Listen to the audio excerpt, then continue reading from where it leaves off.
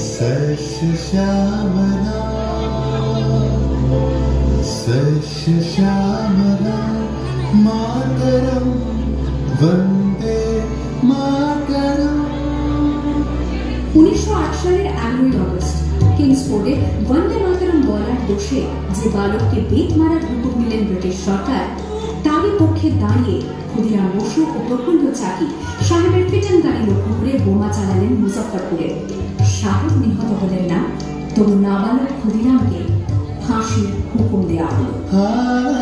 জননী কোন তুলে পক্ষে শান্তনবাস দেহ তুলে চোখে কাঁদিছে তব চরণ পদে 30 কোটি নর নারী।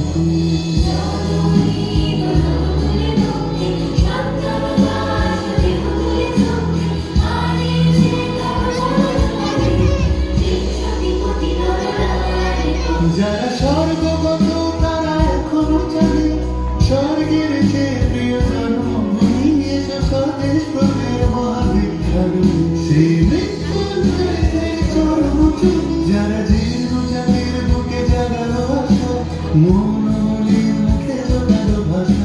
আজি রক্ত কমলে গাথা আজি রক্ত কমলে গাথা মারল খায় বিজয় লক্ষ্মী দেবতাদের গলে। মুক্তির মন্দির সকানো করে কত প্রাণ হলো বলিদান। দেখা আছে অশ্রু জলে দেখা আছে অশ্রু জলে। 9 সেপ্টেম্বর 1915 ইংরেজদের সঙ্গে সম্মুখ সমরের স্বাধীনতা ছিনিয়ে নিতে অস্ত্র আনার পরিকল্পনা করেন যতীন্দ্রনাথ মুখোপাধ্যায়। বালেশ্বরী সঙ্গীদের নিয়ে জাহাজ থেকে সেই অস্ত্র নামাতে গেলে ইংরেজ বাহিনী তাদের ঘিরে ফেলে।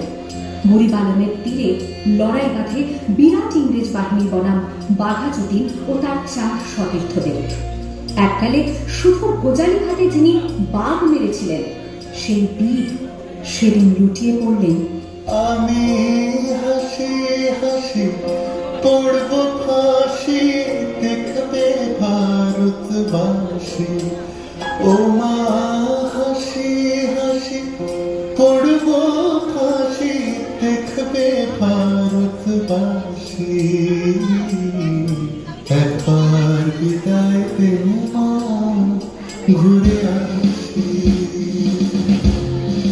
18 এপ্রিল 1918 মাস্টারদা সূর্য সেন ও তার 65 জন শিষ্য মিলে পরিকল্পনা করে চট্টগ্রামে ব্রিটিশ পুলিশের অস্ত্রাগার লুট করে এবং তারপরে লুকিয়ে আশ্রয় নেন জালালাবাদ পাহাড়ে। এর 4 দিন পর ব্রিটিশ বাহিনী খুঁজে বার করে মাস্টারদা ও তাঁর সঙ্গীদের। সেদিনের অস্তমিত সূর্য ছিল সূর্য সেনের রক্তের আহ্বান শোনো আহ্বান আসে মাথায় ঘুরতে নিয়ে দুস্তার মানে দুস্তার ফেলে বন্যার বুকে। আহ্বান শোনো আহ্বান আসে মাথায় ঘুরতে নিয়ে দুস্তার মানে দুস্তার ফেলে বন্যার বুকে। ঝুলো শুনছি তো সুখে দিয়েছে সারা হিমগিরি শুনলো কি সূর্যের বুকে সারা যাত্রা শুরু হচ্ছে ছোটে দুর্বার লেগে ঘটিনি।